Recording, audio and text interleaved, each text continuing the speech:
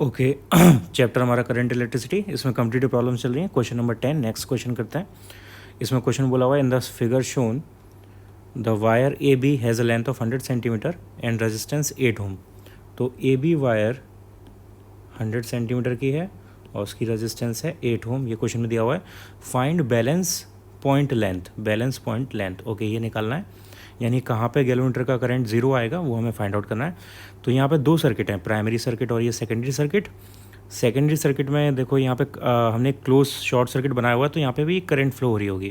तो यहाँ की जो करंट है उसको सपोज मैं I2 बोल देता हूँ, और एक करंट यहाँ पे प्राइमरी सर्किट में फ्लो होती है, उसको सपोज हम I1 मान लेते हैं। और इस बीच वाले सर्किट में कोई करंट फ्लो नहीं होगी, इसको हम एक्चुअली प्राइमरी सर्किट बोलते हैं, जैसे आपने पढ़ा हुआ है पोटेंशियोमीटर के अंदर, और इसको हम सेकेंडरी सर्किट बोलते हैं। तो इस सेकेंडरी सर्किट का एक और पार्ट यहाँ पे नीचे लगा हुआ है। तो जो बैलेंस पॉइंट आएगा वो यहाँ पे ईएमएफ के लिए नहीं आएगा, क्योंकि ईएमएफ तब आता है जब करंट फ्लो सेल में नहीं होती है। किस सेल की बात कर रहा हूँ? इस सेल की बात कर रहा हूँ जो सेकेंडरी सेल होती है। तो वहाँ पे अगर रेजिस्टेंस नहीं है, करंट नहीं है, तो वो ईएमएफ के लिए बैलेंस पॉइंट आता है। लेकिन अगर इसमें करंट है तो वो टर्मिनल पोटेंशियल के लिए बैलेंस पॉइंट आएगा। तो balance point will be for terminal potential, terminal potential of 8 volt cell, correct. तो इसके लिए हमें टर्मिनल पोटेंशियल देखना, सपोज वो एल लेंथ पे आता है यानी एजे पर आता है, ठीक है। तो इसका मतलब क्या होगा कि जो एजे का पोटेंशियल ड्रॉप होगा, potential drop of AJ due to I1, due to उसमें करंट क्या है I1, should be equals to the terminal potential of 8 volt cell. तो टर्मिनल पोटेंशियल का फॉर्मूला हम जानते हैं क्या होता है, E माइनस आई आर। तो potential drop of AJ due to I1 ये हो जाएगा I1 इंटू आर, एजे का रेजिस्टेंस R, तो आर एजे बोल देता हूँ मैं से, equals to E minus current हमने I2 अज्यूम करी है सेल के अंदर, सेकेंडरी सेल के अंदर, और यहाँ पे रेजिस्टेंस, इसका जो टोटल रेजिस्टेंस है वो हमें लेना होगा, सॉरी इंटरनल रेजिस्टेंस, यहाँ पे इंटरनल रेजिस्टेंस आता है, ये हमें लेना होगा। ओके, तो अब इन सब की वैल्यूज़ को चेक करते हैं। सबसे पहले I1 की वैल्यू, तो I1 की वैल्यू के लिए प्राइमरी सर्किट हमें देखना है। तो प्राइमरी सर्किट में ईएमएफ कितना है, प्राइमरी ईएमएफ सर्किट का, और divided by resistance of primary circuit, total resistance of primary circuit. तो ईएमएफ प्राइमरी सर्किट का है 20 वोल्ट, ये हमें 20 वोल्ट दिया हुआ है, डिवाइडेड बाय नेट रेजिस्टेंस कितनी होगी, ये 2 ओम इसकी इंटरनल रेजिस्टेंस प्लस इस वायर की रेजिस्टेंस। तो वायर की रेजिस्टेंस हमें जैसे क्वेश्चन में दिया हुआ है 8 ओम है, तो ये 2 + 8 टोटल रेजिस्टेंस हो गई। तो 20 डिवाइड बाई 10 ये हो गया हमारे पास 2 एम्पियर। I1 की वैल्यू आ गई 2 एम्पियर। अब हमें चाहिए I2, तो I2 के लिए हम ये वाला सर्किट देखेंगे। तो I2 के लिए यहाँ पे फिर से वही फॉर्मूला E, इसको मैं E डैश बोल देता हूँ, divided by total resistance dash. तो E डैश की वैल्यू कितनी है यहाँ पे 8 volt, 8 volt divided by total resistance कितनी होगी, ये 2 ओम यहाँ पे इसकी इंटरनल रेजिस्टेंस और ये 6 ओम इसकी एक्सटर्नल रेजिस्टेंस। तो टोटल रेजिस्टेंस होगी 2 + 6 यानी 8/8 यानी 1 एम्पियर। तो I2 आ गया 1 एम्पियर। अब हमें चाहिए क्या यहाँ पे स्मॉल आर तो हमें क्वेश्चन में दिया हुआ है, स्मॉल आर सेल का इंटरनल रेजिस्टेंस है विच इज़ 2 ओम, ये इंटरनल रेजिस्टेंस हमें दिया हुआ है। ओके, तो अब सारी वैल्यूज़ को यहाँ पे प्लेस कर देते हैं। तो ये हो जाएगा सारी वैल्यूज़ को प्लेस करने के बाद I1 की value 2 ampere into are A जे, ये हमें नहीं पता अभी। E की वैल्यू क्या थी, यहाँ पे E जो है वो E डैश है, जैसे यहाँ पे हमने E डैश जो लिया है वही यहाँ पर आएगा। तो इसकी वैल्यू है 8 वोल्ट, तो ये 8 माइनस I2 की वैल्यू है 1 एम्पियर, और स्मॉल आर उसकी इंटरनल रेजिस्टेंस 2, तो 8 - 2 ये हो गया 6, यानी R A J equals to आ गया 3 ओम। अब क्योंकि पूरी ए बी वायर का रेजिस्टेंस क्या था, 8 ओम था, विच वाज 100 सेंटीमीटर लॉन्ग, और ए जे वायर का रेजिस्टेंस आ रहा है 3 ओम, तो इसकी लेंथ हमें निकालनी है, यानी 8/3 इक्वल्स टू 100/L। तो यहाँ से L इक्वल्स टू आ गया 100 × 3/8, तो ये आएगा कितना 75 ना, कितना आएगा ये 2 टाइम्स 25, 75/2 यानी 37.5 सेंटीमीटर ये लेंथ आ जाएगी, ये हमारा आंसर है। Okay, next question number 11, a potentiometer a potentiometer wire of length 100 centimeter has a resistance of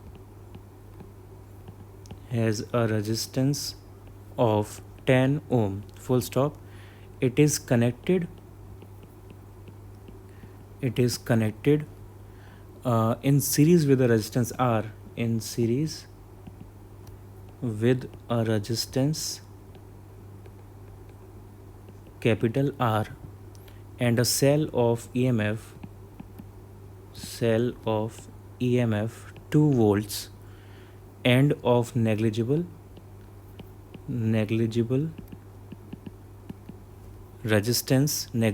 internal resistance, full stop. A source of EMF 10 millivolt is balanced against a length of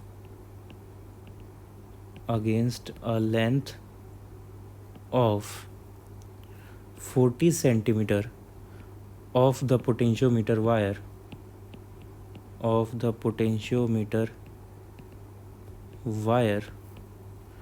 What is the value of capital R? What is the value of capital R? ये हमें निकालना है. Question को read करो, इसका diagram बना लेते हैं. A potentiometer wire of length 100 centimetre has a resistance of 10 ohm. Okay, it is connected in series with a resistance capital R and a cell of 2 volt. तो इसका प्राइमरी सर्किट तो बन जाएगा, ये एक सेल है 2 वोल्ट की, और यहाँ पे इसकी मेन वायर 100 सेंटीमीटर की और एक रेजिस्टेंस R ये सीरीज़ में कनेक्टेड है. तो R हमने यहाँ पे कनेक्ट कर दिया सपोज़, और ये AB वायर होगी 100 सेंटीमीटर की, ये यहाँ पे कनेक्ट हो गई. ओके, ये प्राइमरी सर्किट हो गया. प्राइमरी सर्किट ये हो गया, और EMF कितना दिया हुआ है हमें 2 वोल्ट का, ये R है, और ये 100 ओम है, सॉरी 100 सेंटीमीटर 8 ओम की रेजिस्टेंस. ओके, इसके बाद a source of EMF 10 millivolt is balanced against a length of 40 centimetre. तो यहाँ पे हमने 10 मिलीवोल्ट का एक सेल को बैलेंस कर लिया 40 सेंटीमीटर पर ही. तो ये 40 सेंटीमीटर हो गया, और ये 10 मिलीवोल्ट हो गया. 10 मिलीवोल्ट इज़ बैलेंस्ड. ओके, तो हमें R की वैल्यू निकालनी है यहाँ पे.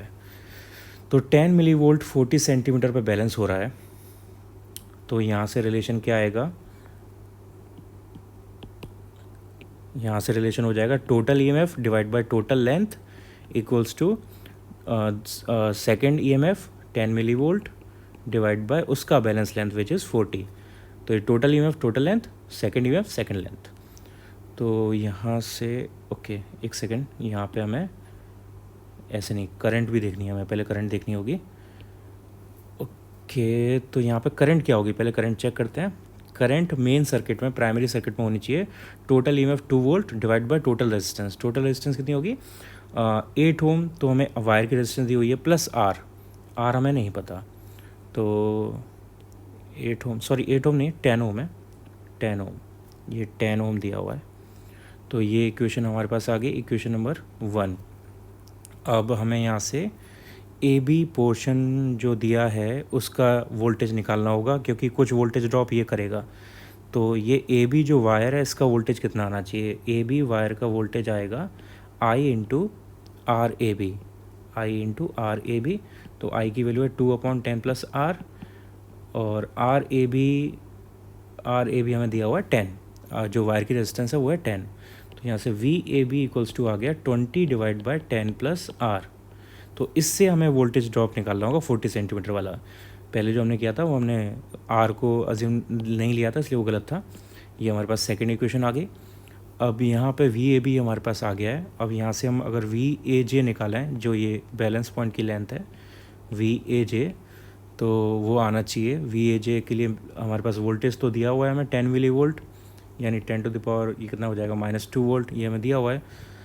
इसका वोल्टेज का कंपैरिजन करेंगे तो हमारे पास क्या आएगा, potential difference of VAJ 40, VAJ के लिए 40 सेंटीमीटर लेंथ है और इसके लिए 100 सेंटीमीटर लेंथ है. ठीक है, ये क्वेश्चन में दिया हुआ है. ये टोटल वायर के लिए 100 सेंटीमीटर और ये बैलेंस लेंथ 40 सेंटीमीटर के लिए। तो इसका मतलब 40 डिवाइड बाई 100 इक्वल्स टू हो जाएगा VAJ divide by VAB। Okay, तो ये हो गया 4/10 इक्वल्स टू VAJ की वैल्यू 10⁻² वोल्ट और VAB की वैल्यू है 20 डिवाइड बाई 10+R। तो 10+R ऊपर आ जाएगा। अब इसको बस हमें सॉल्व करना है। तो यहाँ से ये हो गया 8 × 10⁻² इक्वल्स टू 10+R। तो यहाँ से R इक्वल्स टू आ गया 800 - 10, 800 - 10 यानी 790 ओम। ये इसकी रेजिस्टेंस आएगी R की वैल्यू। ये हमारा आंसर है।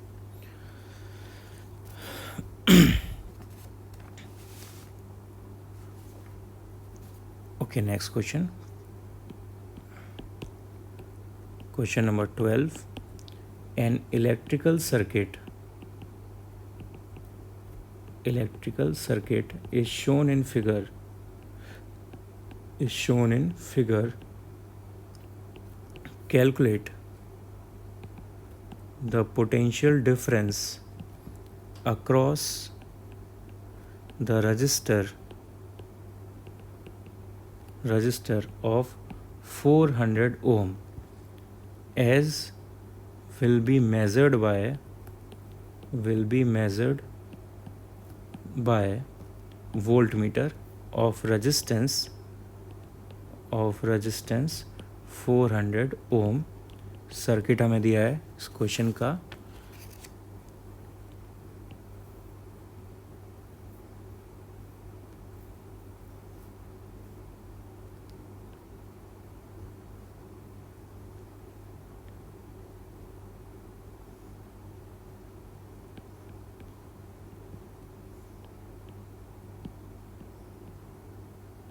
ओके, ये क्वेश्चन में सर्किट दिया हुआ है। ये 10 वोल्ट की बैटरी है, ये 100 ohm, this is also 100 ohm, this is 100 ohm, this is 200 ohm, this is 400 ohm और ये यहाँ पे वोल्ट मीटर कनेक्टेड है। अब सॉल्यूशन करते हैं इसका। तो सॉल्यूशन में एक चीज़ हमें पहले ही पता है कि यहाँ पे जो वोल्ट मीटर कनेक्ट किया है इसका हमें रेजिस्टेंस क्वेश्चन में दिया हुआ है विच इज़ 400 ओम। तो यहाँ पे 400 ओम ये वोल्ट मीटर का रेजिस्टेंस खुद से है। अब ये रेजिस्टेंस और ये वाला रेजिस्टेंस पैरेलल में आएगा, पैरेलल में ऐड करेंगे तो 200 ओम हो जाएगा। तो सर्किट हमारा ये इसमें कन्वर्ट हो जाएगा, सर्किट हमारा ऐसे ये इसमें कन्वर्ट हो जाएगा।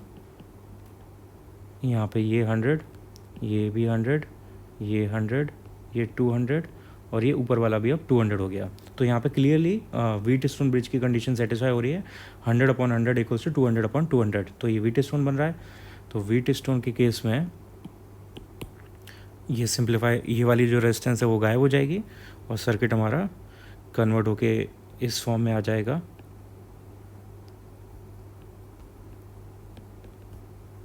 टेन वोल्ट, ये 100, 100, 200, 200।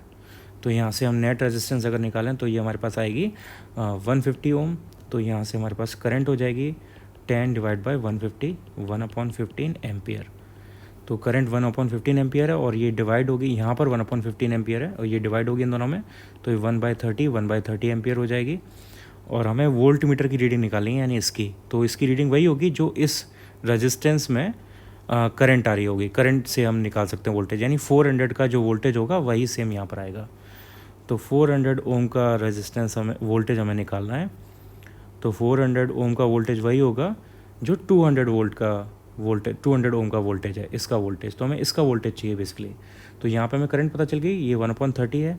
तो यहाँ पे V200 हो जाएगा I × 200, I डैश बोल देते हैं इसे। तो ये 1/30 × 200, 1/30 × 200 यानी 20/3 वोल्ट।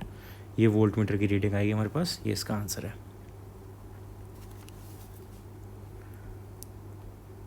ओके, नेक्स्ट, ये नेक्स्ट जो है वो क्वेश्चन कम टॉपिक है। क्वेश्चन नंबर क्या 13 और इसको टॉपिक की तरह भी लेना है। ये सिर्फ कंपटीशन बेस्ड टॉपिक है, सिर्फ कंपटीशन के लिए। End correction of metre bridge, and corrections of metre bridge से रिलेटेड टॉपिक है। तो क्या होता है कि जो प्रैक्टिकल, जो आइडियल कंडीशन होती है मीटर ब्रिज की, उसमें तो कोई दिक्कत नहीं, वो तो जैसे मैंने बताया वैसे ही होता है। लेकिन प्रैक्टिकल कंडीशन में क्या होता है कि हमारे पास थोड़ी एक्स्ट्रा लेंथ बचती है जो कॉर्नर्स होते हैं वहाँ पे। तो उस एक्स्ट्रा लेंथ की वजह से हमारे पास रीडिंग में प्रॉब्लम आती है, तो हमें वहाँ पे एडिशनल लेंथ को ऐड करना होता है। तो उसको यूज़ करके क्या चेंजेस आते हैं वो हमें देखना है यहाँ पे। तो यहाँ पे बेसिकली क्या होता है, इन अ मीटर ब्रिज, इसको आप नोट कर लेना इंपॉर्टेंट पॉइंट्स में कंपटीशन के लिए। In a meter bridge in practical cases there is some extra length at end points which is due to under metallic strip। तो metallic strip जो लगी होती है वहाँ पे एक्स्ट्रा लेंथ थोड़ी आ जाती है। therefore some additional lengths x1 and x2 should be included at the ends full stop। so x1 and x2 are end correction। Hardly कभी इस पे क्वेश्चन आता है, लेकिन फिर भी JW वाले स्पेशली ध्यान देना इस पर, ये आ सकता है, तो थोड़ा दिमाग में रखना है ऐसे। अब x1 x2 की वैल्यू के लिए क्वेश्चन आएगा यहाँ पे। तो सपोज़ हमने कोई रेजिस्टेंस ली R1 और R1 R2 दो रेजिस्टेंस के लिए हम बैलेंस पॉइंट निकाल रहे हैं।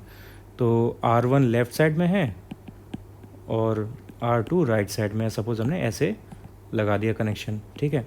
तो R1 के लिए जो लेंथ आएगी वो सपोज़ L है, तो R1 के लिए लेंथ L आ रही है और R2 के लिए लेंथ जो आ रही है वो हमारे पास L1 बोल देते हैं। R1 के लिए L1 आ रही है इस केस में, और R2 के लिए हो जाएगी 100 माइनस L1, 100 में से माइनस करके आएगी। तो पहले केस में ये हमारे पास लेंथ्स आ रही हैं, तो इसको यूज़ करेंगे हम। लेकिन अब प्रॉब्लम क्या होगी कि हमें एंड करेक्शन को यहाँ पे ऐड करना होगा। तो एक्चुअल में जो इफेक्टिव लेंथ होगी, L डैश बोल देता हूँ वैसे, ये इफेक्टिव लेंथ है, effective length with and correction. ये क्या होगा, इसमें हमें जो एंड करेक्शन है उसको इंक्लूड करना पड़ेगा। तो लेफ़्ट साइड में एंड करेक्शन x1 है, तो लेफ़्ट साइड वाली लेंथ ये L1 थी, तो यहाँ पे L डैश आ जाएगा L1 प्लस x1, ठीक है। और दूसरा जो था 100 माइनस L डैश, इसको बोल देता हूँ दूसरे साइड की इफेक्टिव लेंथ, ये हो जाएगी 100 माइनस L1 प्लस x2। दूसरे साइड में x2 एंड करेक्शन है उसको ऐड करना पड़ेगा। तो यहाँ से रेशियो क्या आ जाएगा, R1/R2 equals to L1 plus x1 divide by 100 minus L1 plus x2, equation number 1। अब हम क्या करेंगे, इनको रिवर्स कर देंगे। अब R2 को लेफ़्ट में कर देंगे और R1 को राइट में कर देंगे। और सपोज़ यहाँ पे अब L2 लेंथ बैलेंस पॉइंट के लिए आ रही है, तो यहाँ पर आएगी 100 माइनस L2। तो अब फिर से वही चीज़ करनी होगी, L double dash effective length second case में ये होगा L2 प्लस x1। अभी भी x1 रहेगा क्योंकि लेफ़्ट साइड का जो करेक्शन है वो लेफ़्ट साइड का वही रहेगा, तो लेफ़्ट में x1 वाली डिस्टेंस ही आनी चाहिए। और ये दूसरा 100 माइनस L डबल डैश, ये हो जाएगा 100 माइनस L2 प्लस x2। तो यहाँ से रेशियो हमारे पास क्या हो जाएगा, R2 divide by R1 equals to L2 plus x1 divide by 100 minus L2 plus x2। ये इक्वेशन नंबर 2 आ जाएगी। अब इनको सॉल्व करके आप इजीली आंसर निकाल सकते हो। यहाँ से सॉल्व करके आपको खुद निकालना है आंसर कि x1 का आंसर और x2 का आंसर क्या आएगा। ये सॉल्व करके देखना इन दोनों का आंसर इस यहाँ से क्या आना चाहिए। ओके, ये एंड करेक्शन है। Question number 14, when we use 100 and 200 ohm in place of R and X, we get null point at L equals to 33 centimeters on interchanging the resistors, the null point length is found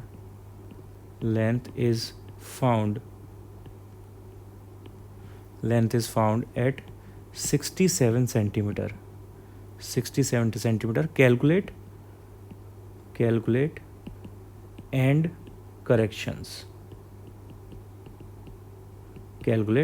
correction, ये हमें निकालना है। तो obviously पिछले topic में जो फॉर्मूले आएंगे उन्हीं को यूज़ करना होगा। यहाँ पे आपके पास x1 का और x2 का फॉर्मूला आएगा, वो यहाँ पे प्लेस करना। यहाँ पे मैं R1 और R2 दिया हुआ है क्वेश्चन में, 100 ओम एंड 200 ओम ये हमारे पास है। तो यहाँ से और L1 L2 भी दिया हुआ है, L1 and L2 are 33 centimetre and 67 centimetre. तो R1 R2 पता है, L1 L2 पता है। तो यहाँ पे पिछले डेरिवेशन से जो आपने x1 x2 के फॉर्मूले निकाले हैं उनको यूज़ करना और इसका सॉल्यूशन निकालना, आंसर निकालना क्या आ रहा है। मैं आंसर आपको बता देता हूँ, वो मैच कर लेने से इसके आंसर आने चाहिए। सॉल्व आपको खुद करना है। x1 और x2 दोनों आएंगे एंड करेक्शन यहाँ पे 1 सेंटीमीटर के बराबर, दोनों एंड करेक्शन सेम आएंगे 1 सेंटीमीटर के बराबर। ओके, तो हमारा ये एंड करेक्शन का टॉपिक था।